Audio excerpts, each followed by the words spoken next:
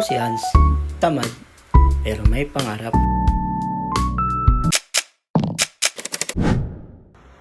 Ngayong araw, pupunta tayo sa isang pwesto ko pa sa isang breeding station. Malayo lang naman ng konti dito mula sa amin, mga 3 kanto. Pull out lang natin yung mga planggana, mga pinaglalagyan ng gapi. Halos lahat kasi ng mga breeder dito namatay, gawa ng ulan. Dahil sa walang alulod ang bubong, diretso sa planggana ang buhos ng ulan. Kaya lahat ng breeder na wash out. May mga natira naman na fry, kaso kailangan na natin sila i-pull out at para mas secure na safe na sila. Bale, para hindi masayang tong pwesto na to, gagawin ko na lang plant station. Para pag nag-start na ang magbenta ulit, may kasama ng mga plant. Pero pre lang yun.